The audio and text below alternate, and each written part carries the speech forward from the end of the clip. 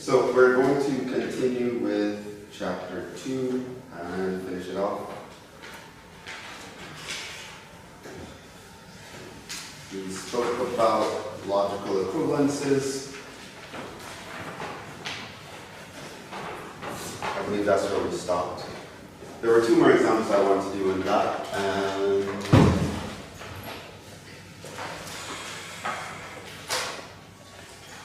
then we move on. I'm actually going to prove a couple of things that I'm going to write down later on, so I want to show 2 things.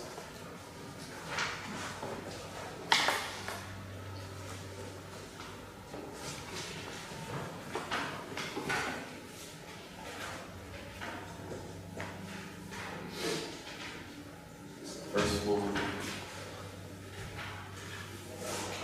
I don't know how much space that's going to take up.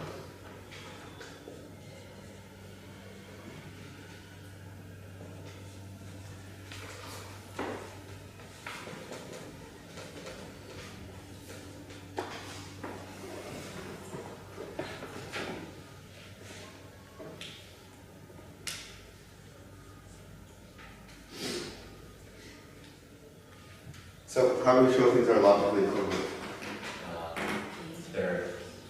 Draw the truth table and make sure all the truth values match up, right? So how do we draw the ones for this? Well, we have P, we have Q. We do not P, not Q. Sure. What else did you want to do? Not, what is P or Q? P or Q. And not P or Q. P or Q. If you do a not P or Q. Not P and not Q. Not P and not Q. And the ones we want to compare are these 2 at the same time. Okay?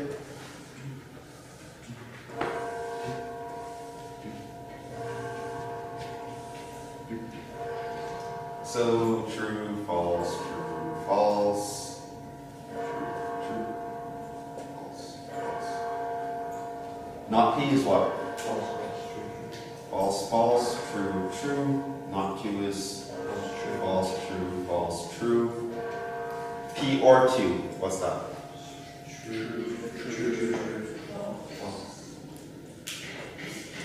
Okay, negate P or Q, just false. And now what we want is we want not P and Q. The only time that's true is in the last one when they're both true. So that's true here, and it's false everywhere else. So now you will see that these 2 here are equivalent.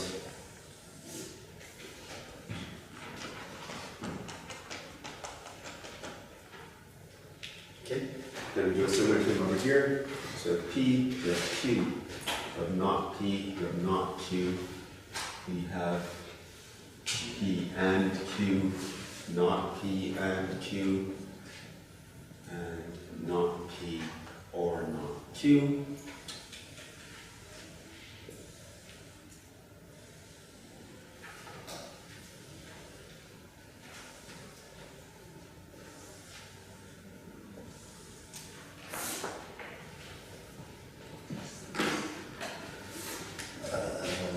True, false, true, false, true, true, false, false, false, false, true, true.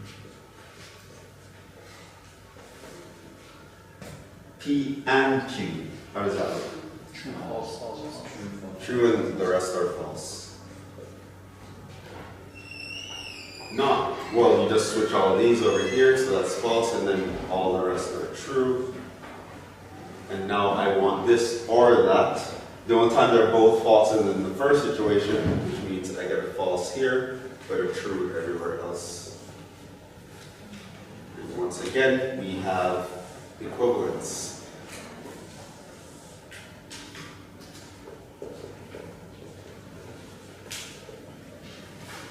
Okay. So these 2 are actually very important laws. Anyone knows the name of them?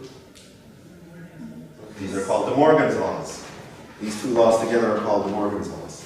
Right? So De Morgan's law is the law that shows you how to negate an or statement or an and statement. The negation of an or statement is an and statement of the negation. And the negation of an and statement is the or statement of the negations. This is like the same thing as what we did with the union, the complement of the union equaling. It's very similar, yes, it does apply to there as well. And when we get to chapter 4, we're actually going to prove the set version of this. But this is the statement version of De Morgan's law. A very similar thing holds for sets if we turn negations into complements. Yes. So the law is far-reaching. It's still called De Morgan's laws even for sets.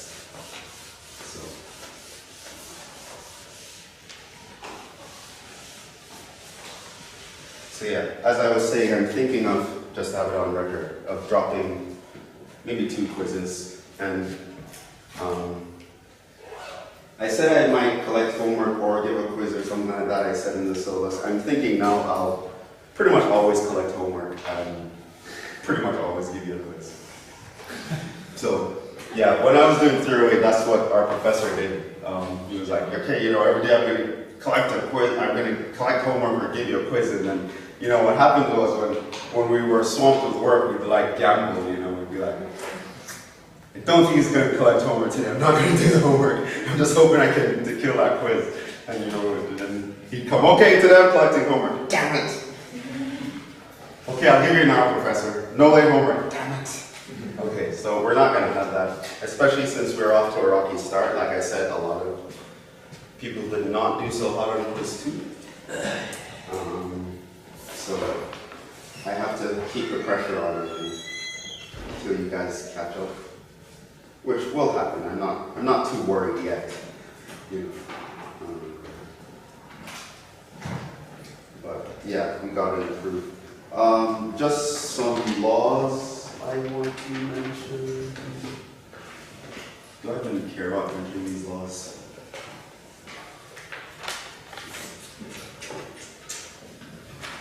We should. There are laws that are called, that you should know. Like for or, it doesn't matter which order you do things in. Neither does it matter for and. These are called the commutative laws because or and are commutative.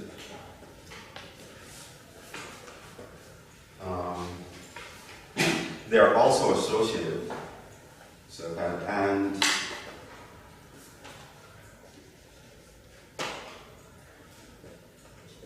are, that's just equivalent to. It doesn't matter which pair you apply these to first, you'll get the same thing. Same thing is true for or.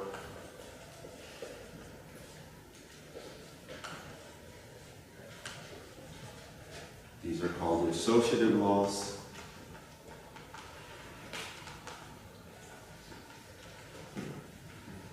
And what other laws do I want to tell you about?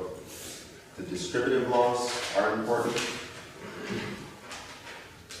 And Q or R. Or I can have or Q and R. So the distributive laws go the following way. You can think of one of these guys as plus or times and vice versa. So when I can think of or as plus and this as multiplication and sort of distribute. So this would be P and Q or P and R. And similarly this would be P or Q and P or R. These are called the distributive laws.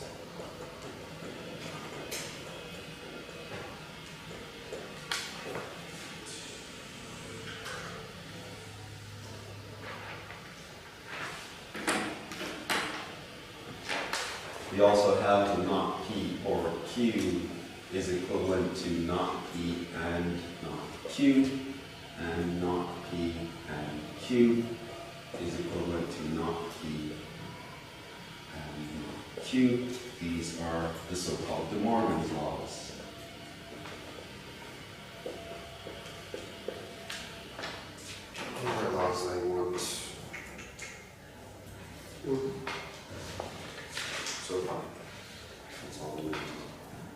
So these are laws that you can apply at any given time with statements or whatever.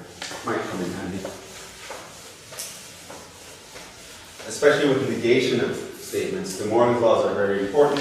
And I'm going to talk about negation as well in another context. Because especially when we get to things like the contrapositive or proof by contradiction, we're going to need to know how to negate statements. But for now, what we're going to do is move on to quantified statements.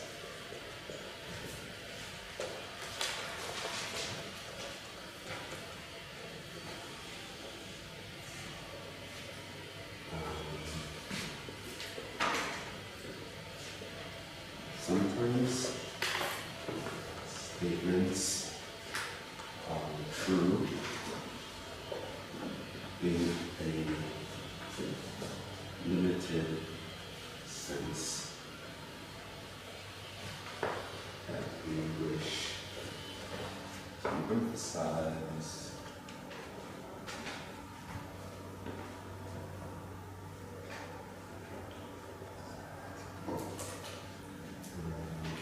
saying something like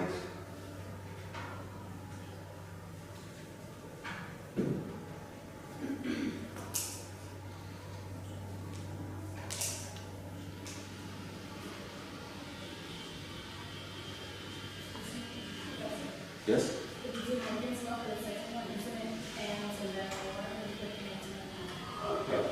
Yes, you're supposed to switch and to or. That's correct, thank you. See if you guys are paying attention. Okay, so something like this.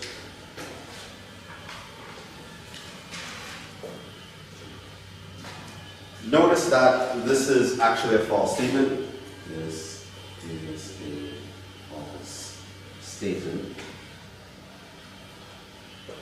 But the thing is, it's not always false, right? There are times when this guy is greater than 0, but not for everything. Obviously, if I plug in something like x equals 0, it won't work. Or if I plug in x equals a half or something similar to that, it won't work. So it's a false statement overall, but sometimes it's true. What if I want to emphasize when it's true? I could say something like,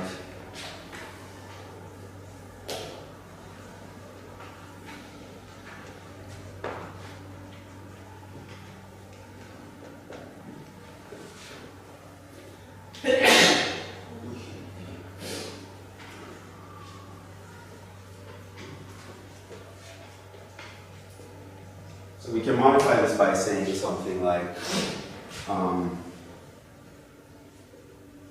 when is the statement true? X is greater than the absolute value of x is greater than 1. Right, so I can say for every x in R such that the absolute value of x is greater than 1, we have x squared minus 1 is greater than 0.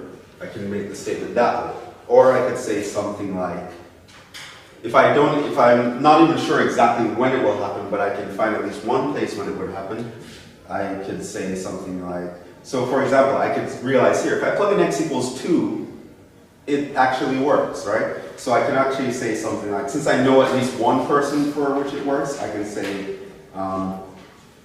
there exists some x in R such that x squared minus 1 is greater than 0. Right? So these are two very different ways to modify the statement to make it a true statement. And there are times when I want to be able to be specific in this way. I don't just want, oh, this is false. Sometimes it's true, and sometimes I want to emphasize it, and there are ways I can express this. Right? So, for example,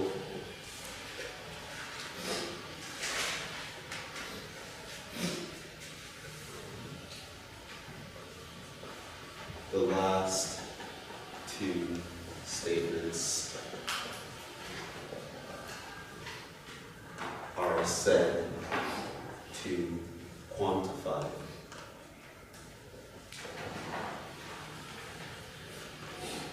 First, right? So here's a statement. It's sometimes true, sometimes false. So what I want to do is emphasize when it's true or when it's false, or if it's true, if it's false. I can do what I say to quantify. And to quantify basically means I put in a sentence that says something like this.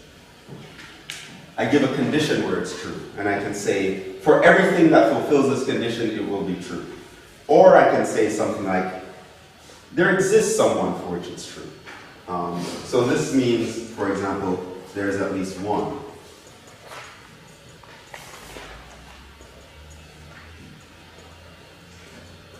There might be more, but there's at least one for which it's true, right? So,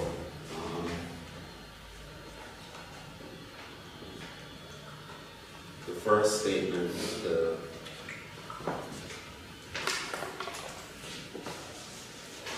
so these are two very important quantifiers, they're called.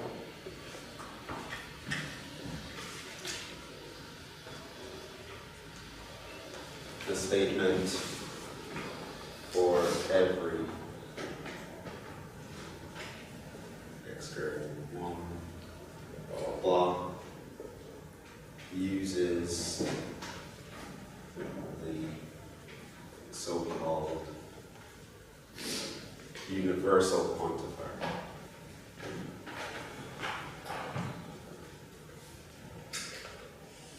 Right?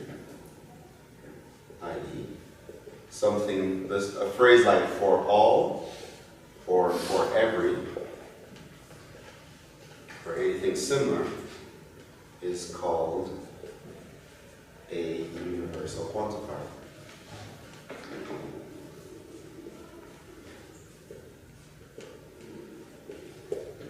And since we like having a shorthand for everything, we actually have a notation for this.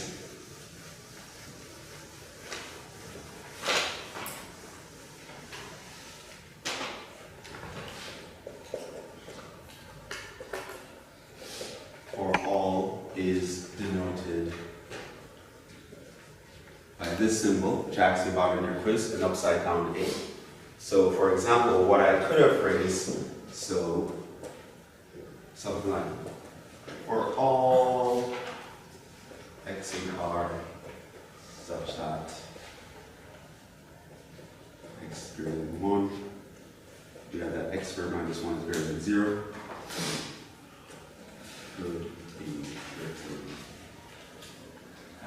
as, I can say, for all x in R such that x greater than 1, we have that x squared minus 1 is greater than 0, right? So just by writing this thing here, it's called a universal quantifier. So it says this thing will be true for all elements in some domain. So this asserts the claim is true. All numbers some sets for all elements that fulfill some condition.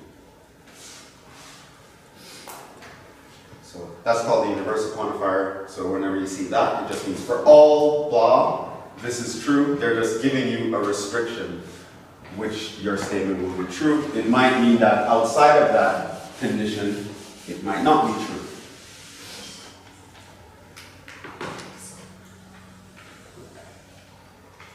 Any questions on this so far? Okay. The statement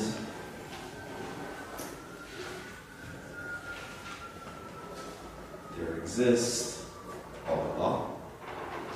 uses the so-called existential quantifier.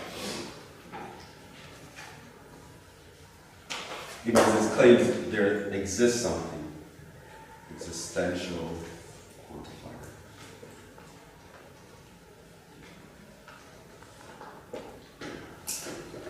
This is the phrase for some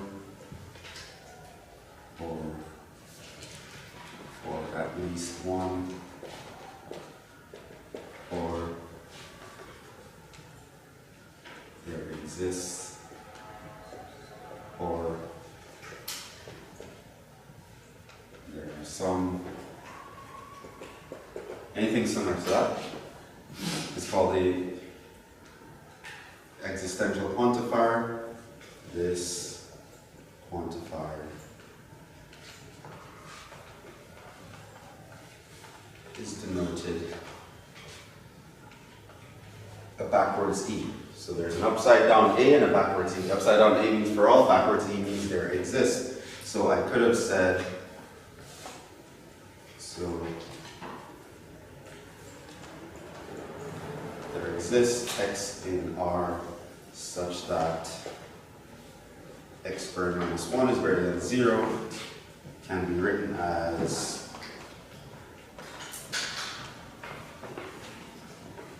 there exists X in R such that X squared minus 1 greater than 0.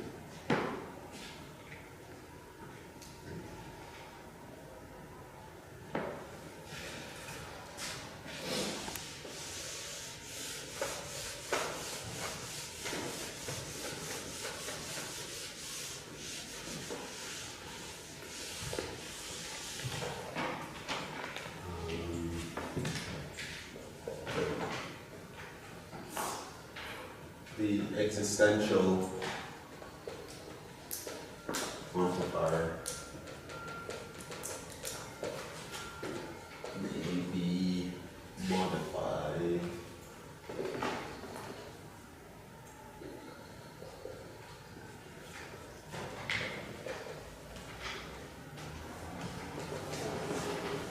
if you write this symbol and then if you put an exclamation point behind it, that actually means there exists a unique.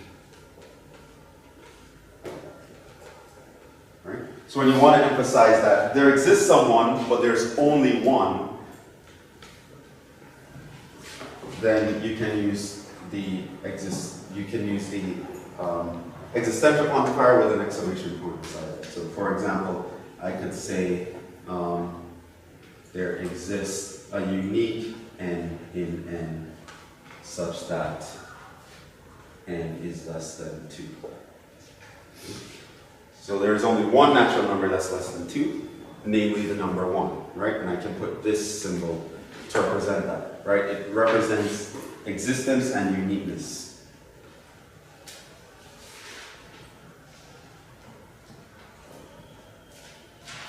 I.e., exactly 1.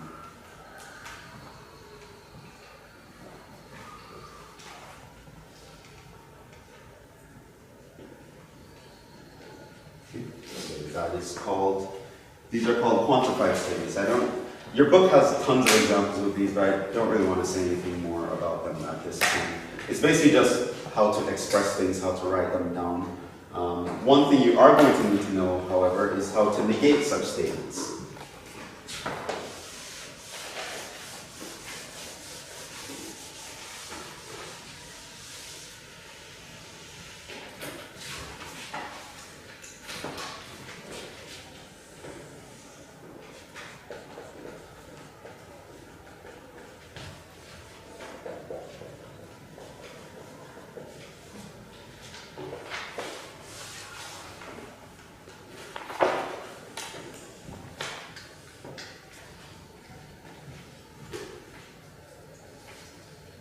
This is going to be the last thing to talk about in chapter 2, and then we move on to proofs. I'm so excited. Okay, I'm running out of ink.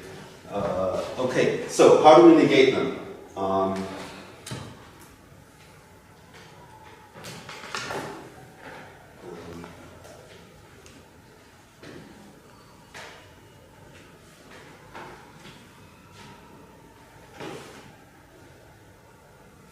Let me just tell you.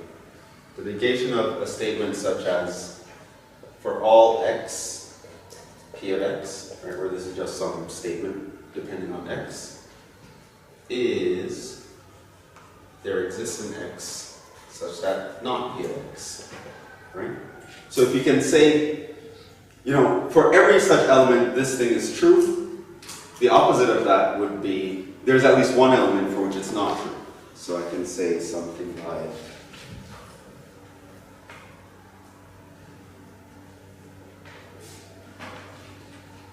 for all real numbers x,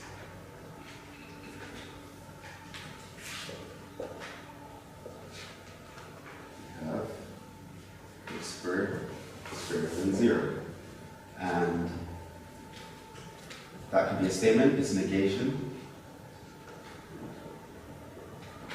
would be there exists some real number x such that x squared is less than or equal. Right? That would be the negation of the statement, right? So if I say for everything this is true, you can say no, there's at least one person for which it's not true. That would be the negation of the statement. Basically, it will be the statement that in all situations has the opposite truth value. That's sort of what a negation is. Right? So if you drew the truth table for both of those, if you could, you'll see that they have opposite truth values in all instances. So the negation of for all is there exists some that is not. And another one.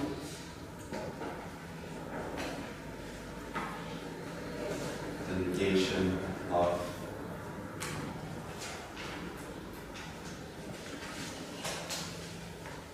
there exists x such that p of x is, what do you think? For all x, not p of x. For all x, not p of x, right? So if you say there's at least one person for which this is true, the opposite of that would be no, there's no one for which it's true. Right? So, example. There exists a real number x such that x squared equals -1. Its negation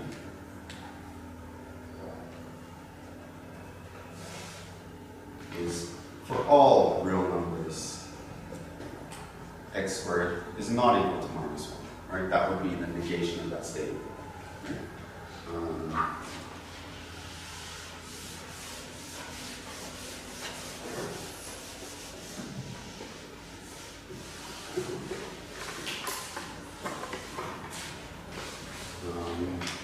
Note we can compound these.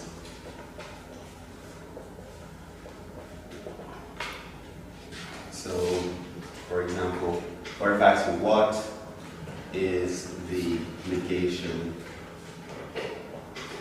of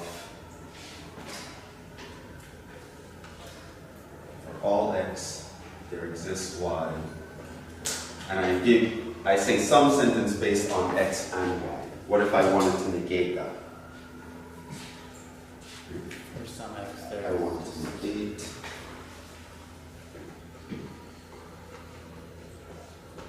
That would be the same one. So for some x, there is all y, not p of x. Right. So the idea is to get a negation, you just move it past the quantifiers and negate the statement, and you just switch universals to existentials and switch existentials to universal. Right, so that would be the case. So,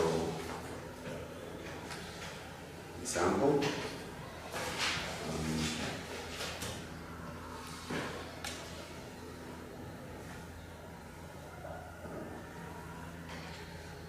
For all integers x, there exists an integer y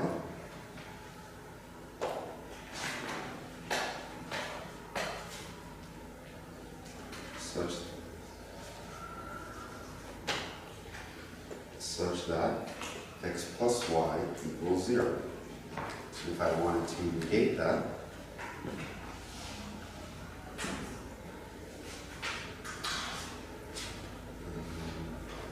what would we say?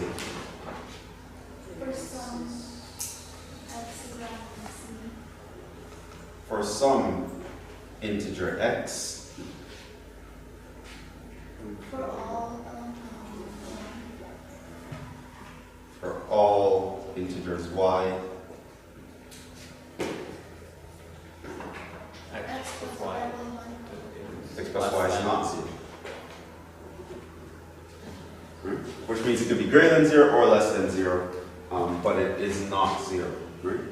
Which one of these statements is true, by the way? This one is the truth. Right? For every integer, there exists an integer such that when you add it, you get 0, and that's its negative. Right? So the first statement is true, but we can negate it anyway. Do I want to mention negation of any other statements?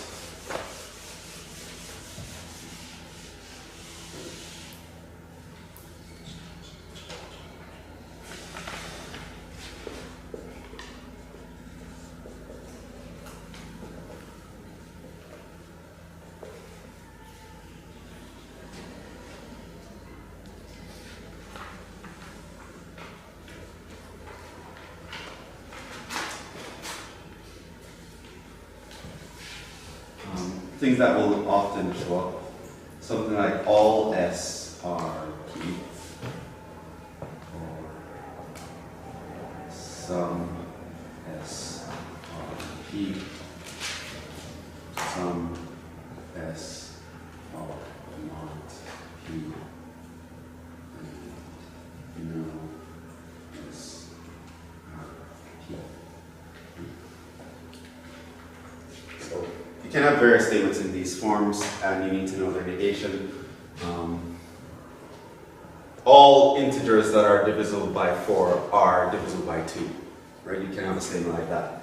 Or there is some even integer that is divisible by 3.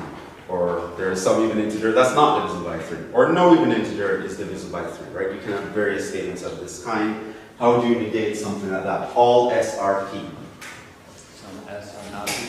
Right. Some S are not P, right? There's at least one S that's not a P, right? That would be the opposite. What about some S are P?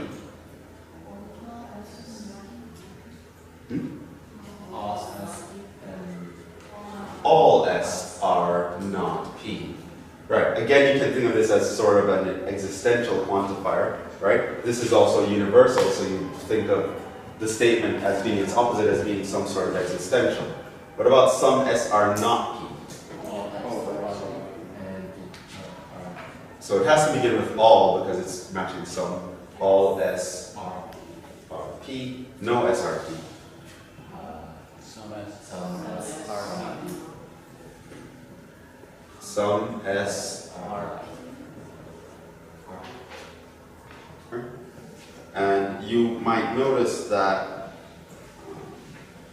these two are sort of the same. Actually, by telling you two of them, I've told you everything because you realize I'm just switching back and forth. Any other statements? Well, of course, the De Morgan's laws do apply. So if I say something like, you know, P or Q is true, or I can say something like P and Q is true. Both of these things are true at the same time. Then the negation for P or Q is true would be? Neither. Neither is true. Neither P nor Q are true. Or you could say something like P and Q are not true. Right? It's the negation of the and. Or if I want to and, I know the negation is that is or. So P or Q are false.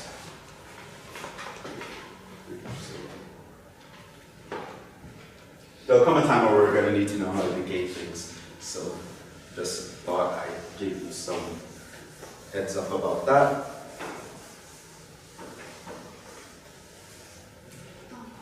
Yes, you have a question. You said it with modus ponens. Is it when it's tautology? It's always modus ponens? No, modus ponens is just an argument that goes like P and P implies Q implies Q.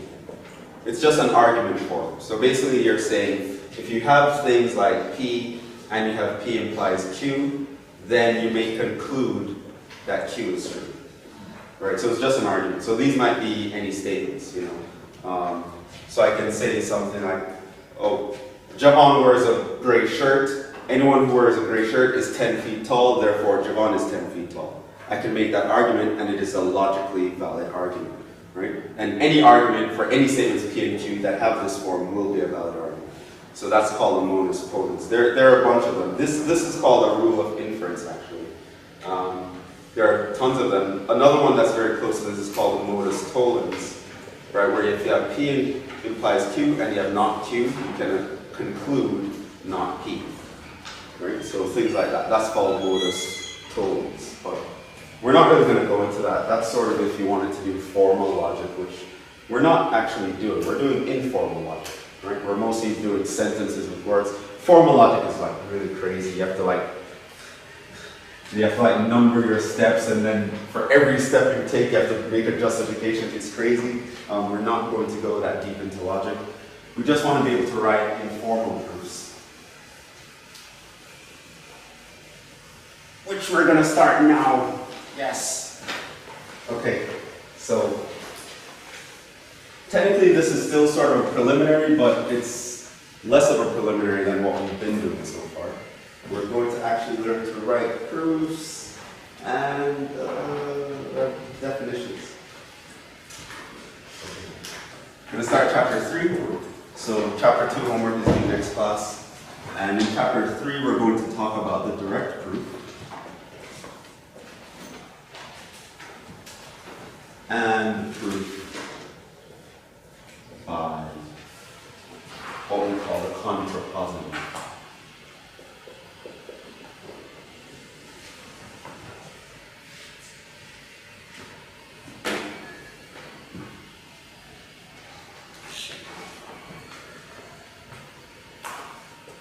Some definitions.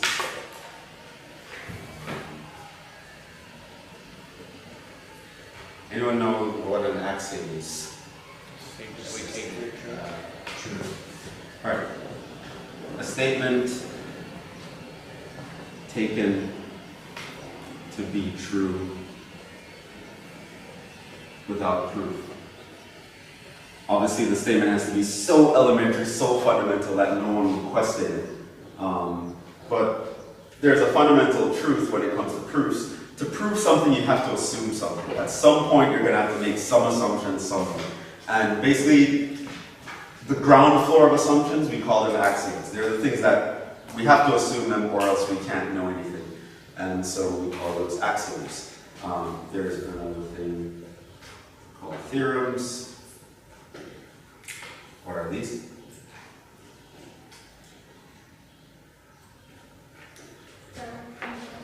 Statements that are already proven true.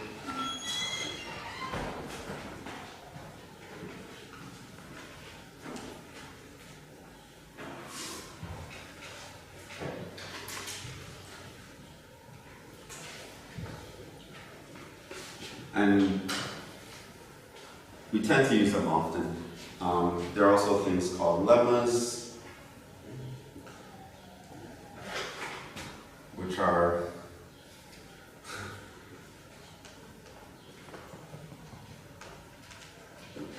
little theorems used to help you prove big theories. We're gonna do an example where we use a lemma. We prove bigger theorems.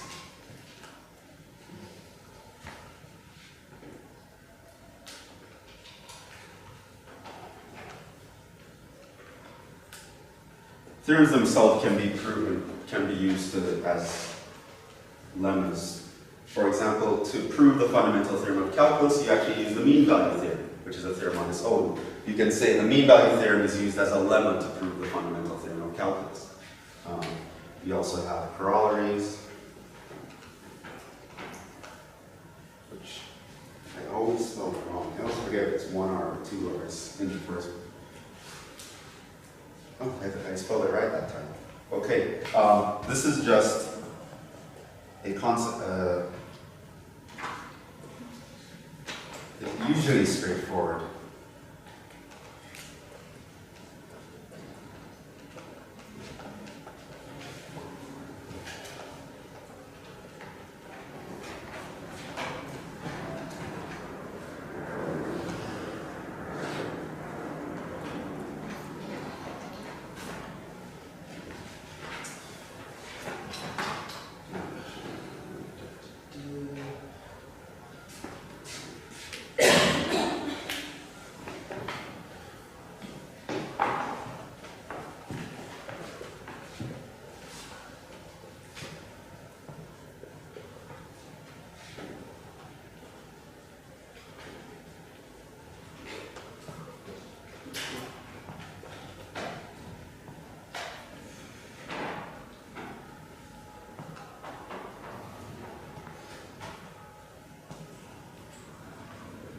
So there are some things that we're going to be using without even mentioning them because we expect you to know them. Basically, if you have an integer, n is an integer, then what can you say about minus n? It's also an integer. Right? The negative of an integer is an integer. Okay, so what if I said if m is an integer and n is an integer, then if I take their sum or negations, I still have an integer. The integers are what we call closed under addition and subtraction. Again, if m is an integer, n is an integer, then if I take the multiplication of them, it's also an integer. And if I take the division of them, it's an integer provided n not equal to 0. Right? These are things we expect you to know. Is there anything else?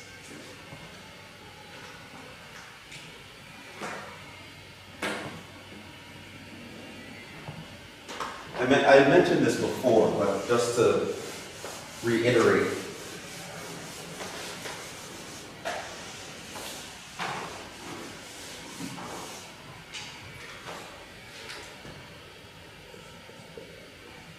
An integer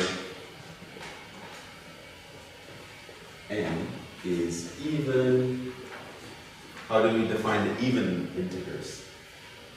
N equals 2k for some k. N equals 2k for some integer k. Okay? And we define an integer in is. So I'm defining the word even. Now I'm also defining odd. And what's that? N equals 2k plus 1. For some integer k. Integer k.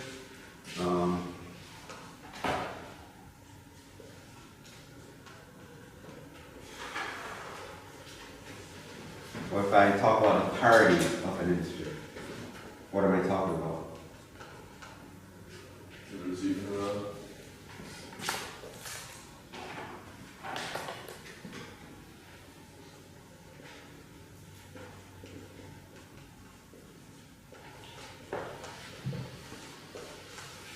It refers to both even or odd. How it's used is something like, example, if x is even and y is even, we say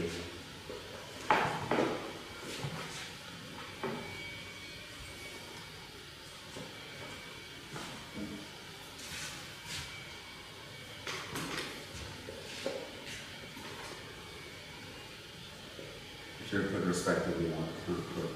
Yeah, let's say x is even and y is even, then we say they have the same parity.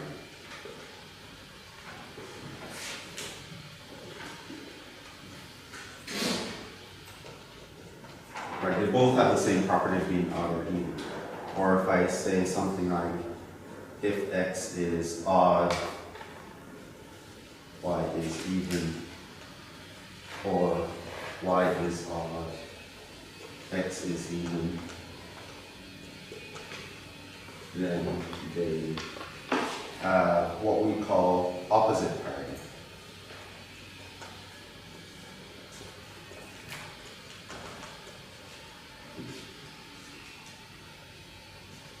So just have that in mind.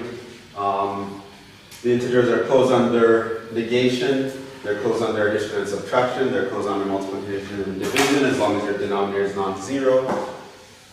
And this is what it means to be even, this is what it means to be odd, and parity means being odd or even, but it's usually used in the comparative sense. You can compare several integers and say they have the same parity, or they have different parities, or they have opposite parities. Wait. I'm confused about that.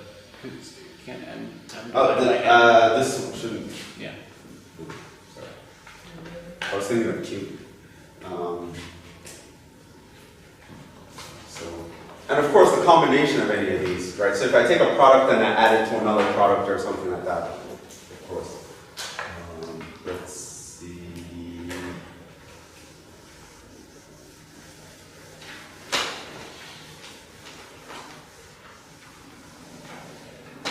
Let's see. Any more boners or do? Okay, those I can make us prove. Maybe. Okay, so let's do the first. Nothing to be excited about just yet, but let's talk about trivial or vacuum proofs.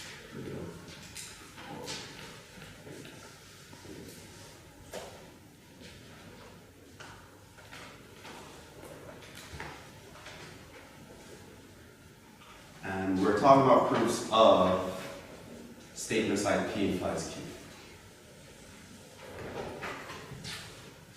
In fact, in general, that's sort of what this chapter is about, proving implications, right? Which I said, many statements are implications or can be rephrased in terms of implications. So knowing how to prove implications is super important. And we can have trivial or vacuum proofs of implications. So let's talk about trivial.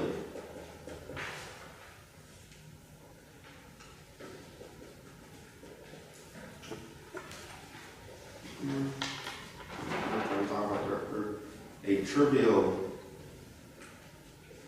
proof of P implies Q is one that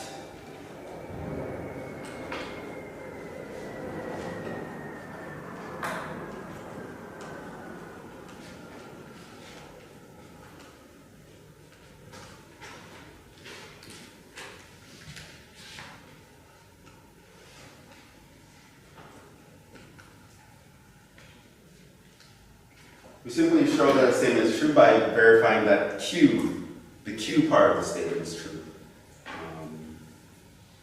So, for example, I can make a claim.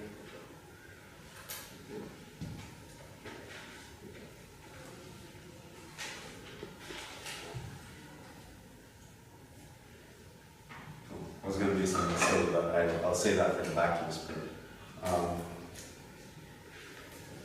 If x squared plus 1 is greater than or equal to 0, then 3 is odd.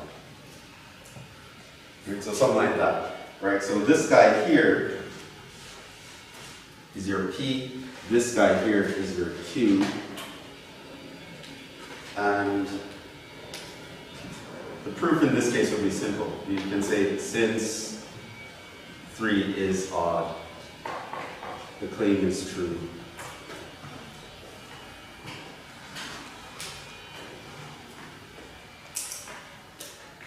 So, yeah, that's why it's trivial. There's literally nothing to write down. Because we know from the truth table of P implies Q, true, false, true, false, true, true, false, false, true, true, false, true, true. We notice that in every instance where Q is true, the overall statement is true. Right?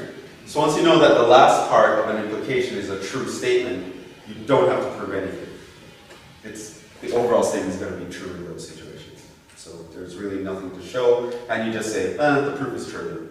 Right? Be warned, a lot of mathematicians use the word trivial in the informal sense as well. That just means they think the proof is too easy for them to go through, and they expect you to be able to do it yourself. That's trivial, it's left to the reader. Right, which, the higher up you go in mathematics, you'll see that a lot more, which usually means you're going to waste hours of your life trying to figure it out. So it's like, the proof is trivial, it's left to the reader. You're like, oh, how did they get that? And you stay up all night trying to figure it out.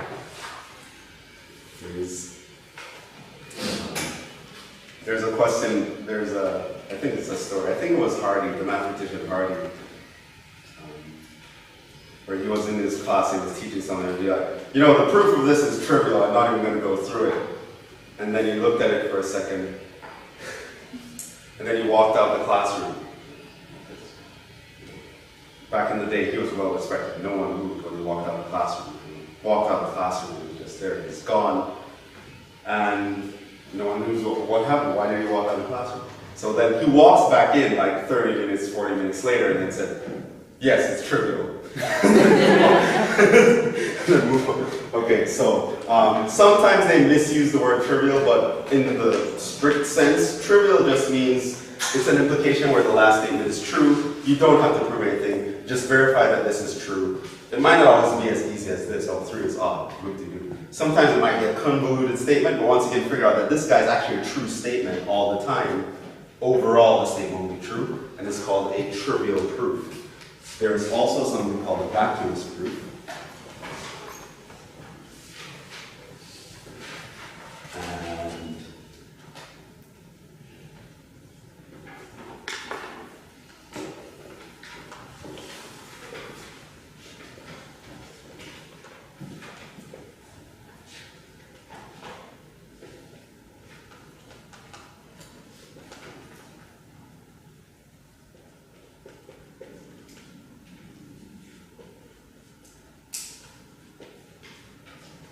so we also know the implication is always true when P itself is false. In the situation where P is false, these guys are always true. And we say that it is vacuously true.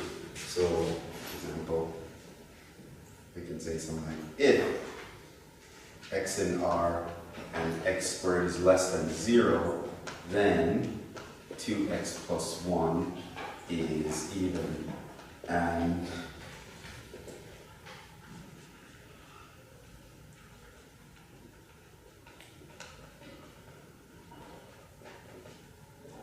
And literally all you have to write down is something like that.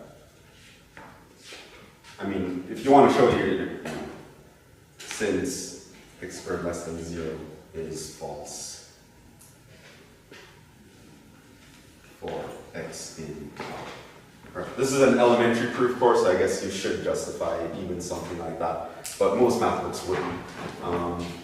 So once you realize, oh, the first statement is actually false, there is no real number where x squared is less than 0. The whole thing is true then, right? And you say it is true, you use the word vacuously. Right? So trivial is when the consequent is true, vacuous is when the antecedent is false, the P. So as long as the P is false or the Q is true, you don't really have to show anything, right? There are other cases where you're not sure of either of these, and that's where it sort of gets interesting. You're going to have to sort of figure out how you're going to prove something. And there are several methods to doing this, proving implication. Usually the most straightforward way is the direct proof, as it's called. So now let's actually look at how to prove something. The direct proof.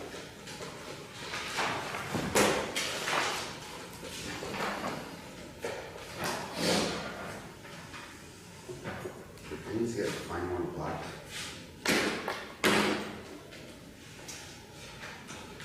Okay.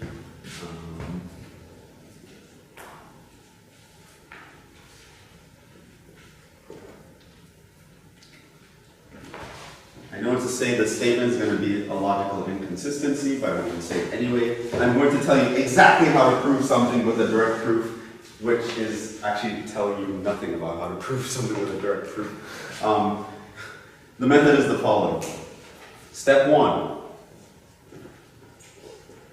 Assume P is true. Step 2.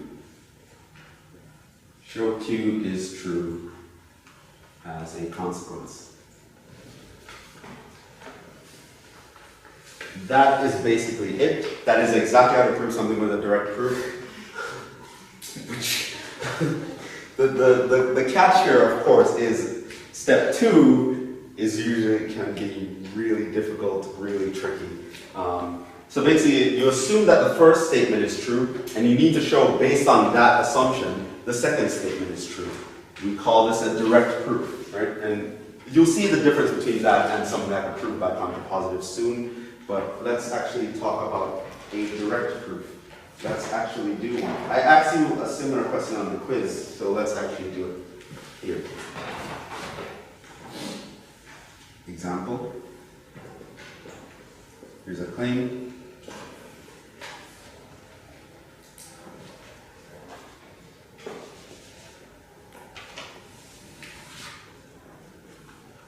Let n be an integer. If n is even, then 3n plus 4 is even. So this is an implication. N is even is our P. 3n plus 4 is even. It's going to be our Q. And we want to prove this statement.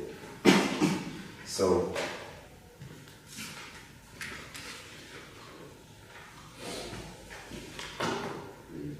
not a terribly impactful statement, but this is how we always start. You know, like how you start kids off with playing Legos and it's supposed to help them solve real world problems eventually. That's what we're going to be doing, playing around with trivial things about how integers behave, just to teach you the proof techniques. It's not necessarily the subject matter itself that's important here, but just the technique of how to do something. Eventually you will be proving very important things with these techniques. So, let's say I want to use a direct proof. Right. So how you'd start is you'd start as something like assume n is even. We have successfully completed step 1. Right? So it says if n is even, this is that. Okay, assume n is even. Done. Step 1. Alright. How do you do step 2?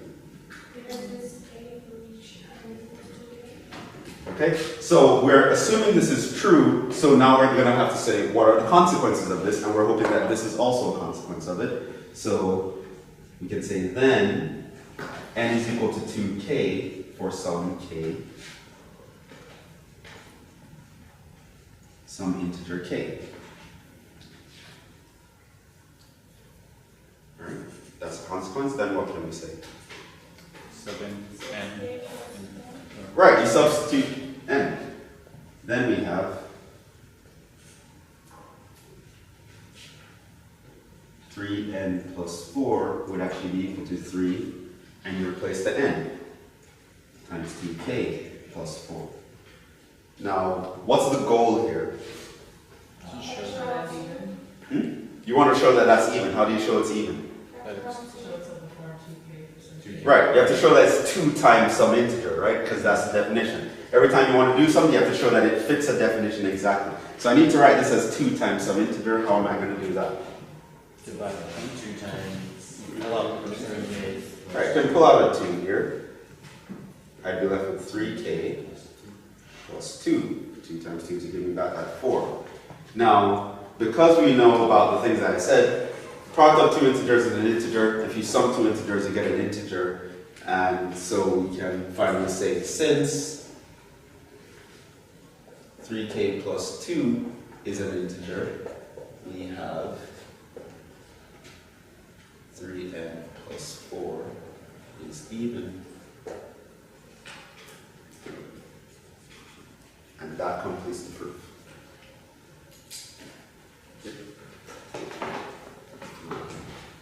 Any questions on this?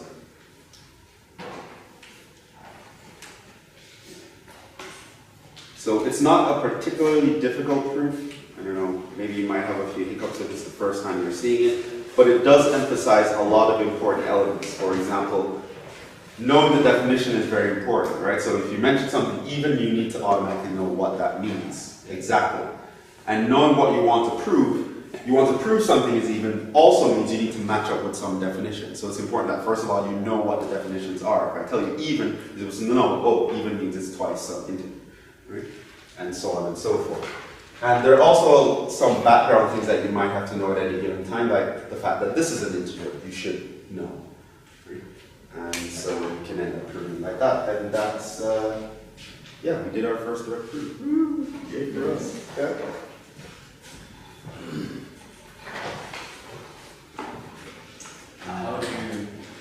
How's the grading work on proofs? How would you grade a proof? Let's say, you have to write everything. Yeah, like I expect you to write everything here. So I would like to see that you did the 2 steps at least. So say the first sentence, how you start, is going to be important. Like I expect you to say something like that. Assume that this is true. And at some point, say then this would be important. What about this? And showing definitions also important. And showing that it matches a definition.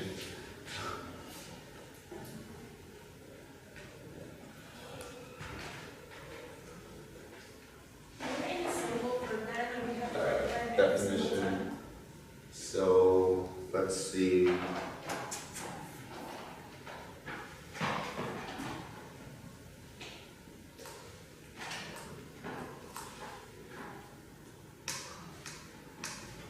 Yeah, so let's say this was a 10-point question or something like that. I'd probably give you 2 points just to state that.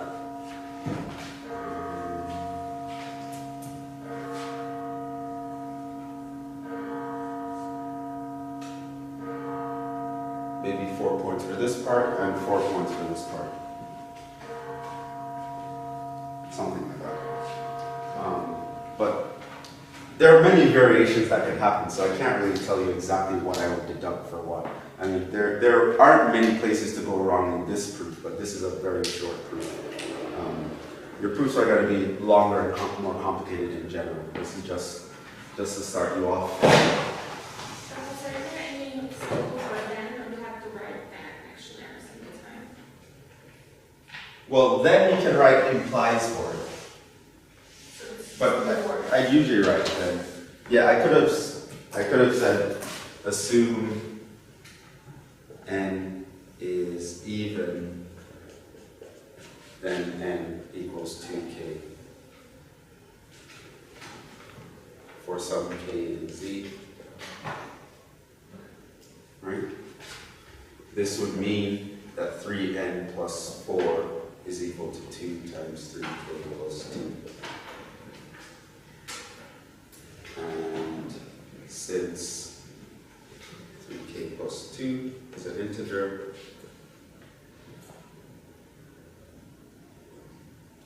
you could even do this arrow thing again. 3n plus 4 is even. So you could instead of then put the actual arrow if you want, but I usually write out the word then when it's inside the proof.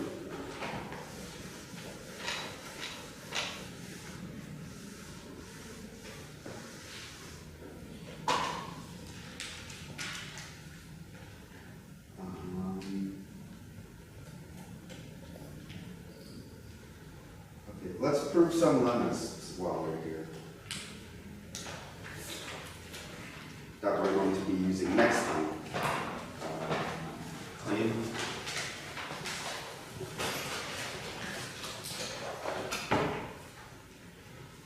We'll be using these in proofs, I'll call them lemmas.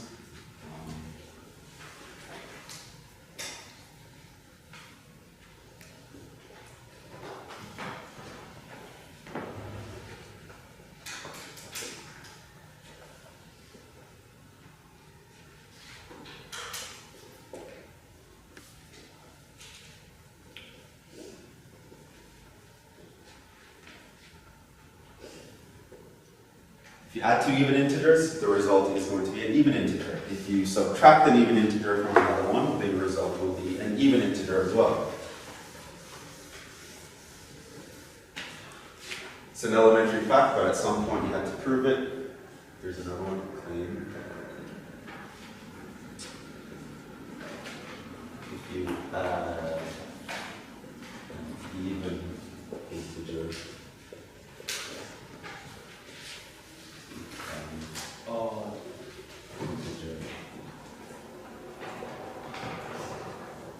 the result is what? It's going to be odd.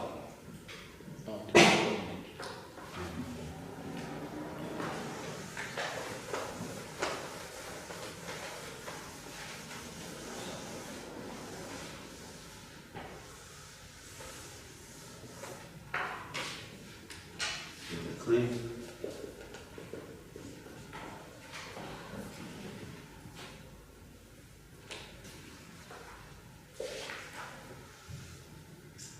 That's sort of jumping the gun, but whatever. Say x and y are integers, then there are two cases. If x and y are odd, then x times y is odd.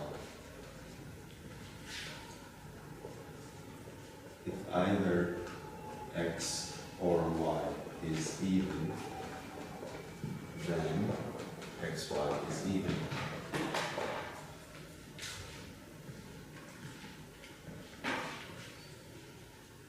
These are going to be things that we're going to use all the time, and they will also help you get intuition for some of the problems that we'll be doing.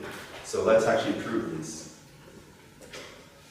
And once you prove them, you can use these without proof from now on. So what would you do? Just state that they're proof? Just state that claim? No, like if you're adding two things and you've already established before that they're even, you can say, oh, the sum is even. And I won't expect you to explain why. Just okay, so how do we know the sum of two integers is even? Say one integer is equal to 2k and the other one is equal to 2j. Right. Let x and y be two even integers. Right?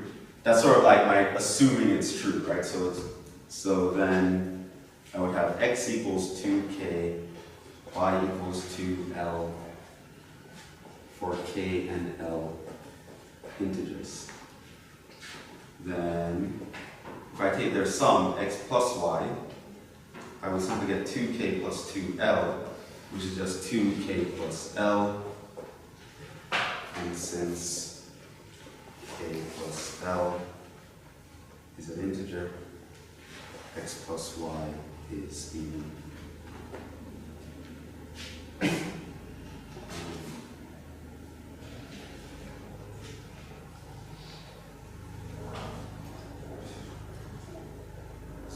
Sort of jumping the gun. I'll talk about this more like next time. This is short for without loss of generality.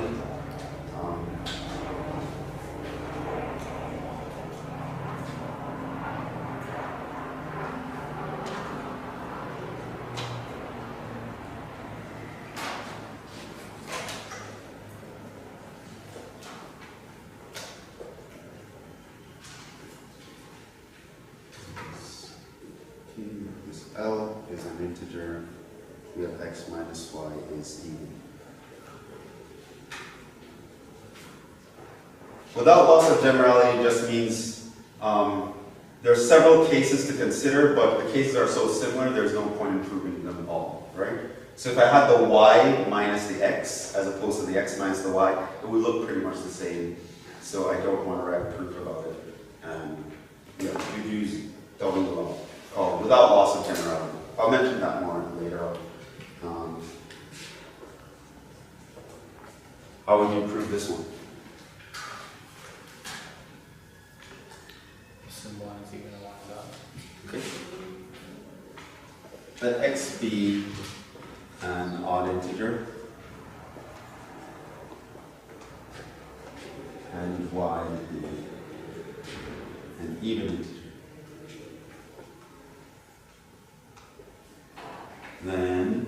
we say?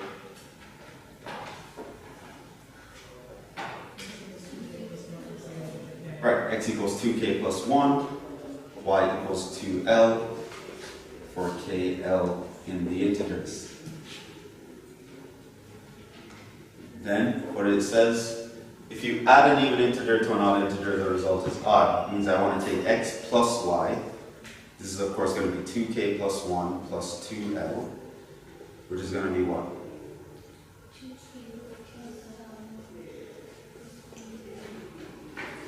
And now since k plus l is an integer, we have that x plus y is odd. Right? So it doesn't matter which two integers I take, if one is odd, one is even, their sum will always have the form of 2 times an integer plus 1, which means it's odd. If you add an even and an odd integer, you will always get an odd integer. Let's call this A, call this B. Let's prove A.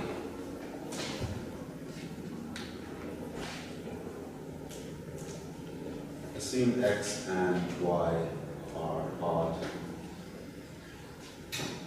What can we say if x and y are odd?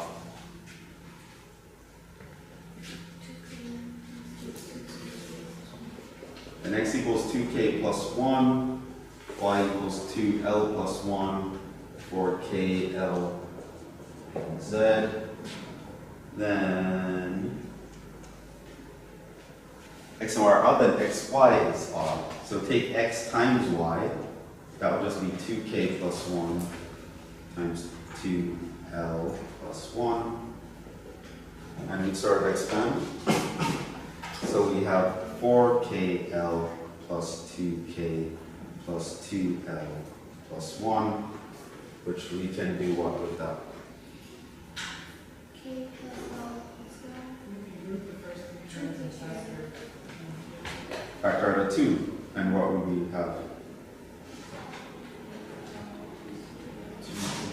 2kl plus k plus l plus 1. And since 2kl plus k plus l is an integer, we have that x plus x times 1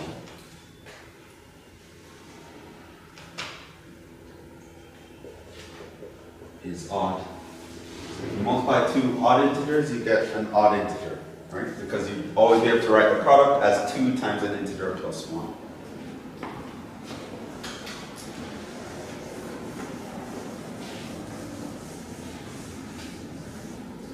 All right, finally, how would we prove part B? Are you going to have two cases for that, where they're both even or just one of them is different? Or is this implied in two?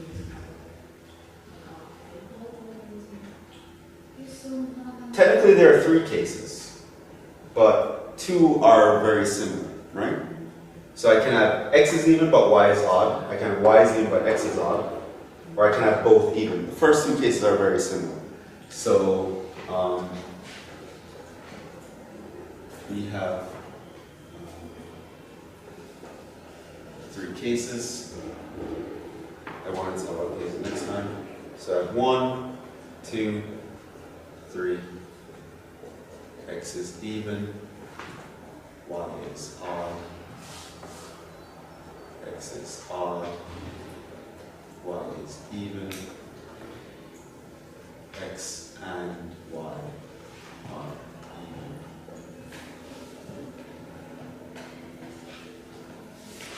And then you'd say something like cases 1 and 2 are similar. So assume, without loss of generality, that x is even and y is odd. Because the proof where y is even and x is odd will look exactly the same, I'll just switch the x and y in the proof. Right, so there's no point in writing it down. So then, what can I say here? If x is even and y is odd, Okay. x equals 2k.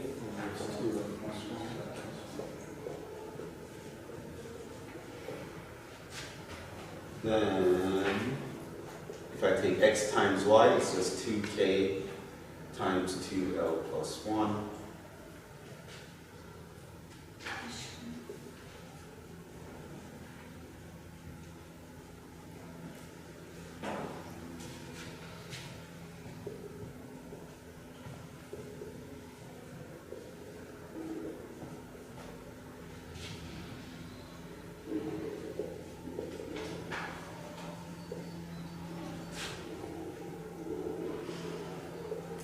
So that's that.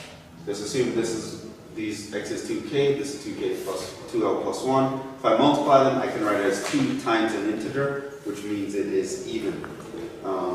Case 3,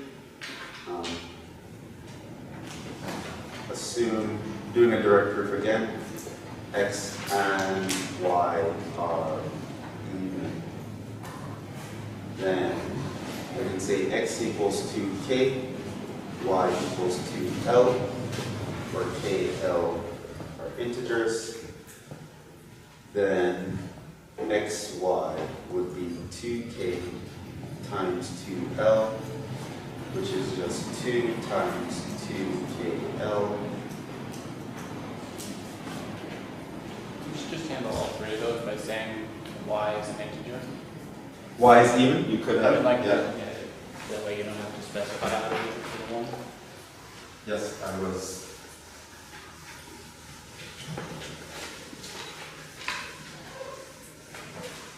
Going to do that later. That would be how Rudin would prove it. Just assume y is even. Blah, blah, blah. That's the proof.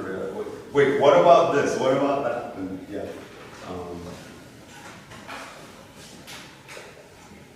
Since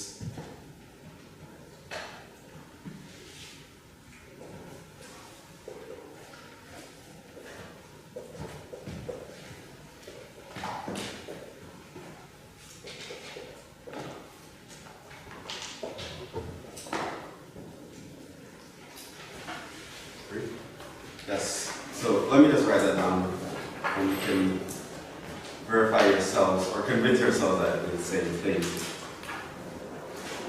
You could have simply said something like, assume, without loss of generality, x is even. Because we know one of them is even, either x or y, then I can say x is 2k, or some integer k, which means that x times y is just going to be 2k times y equals 2 times ky, since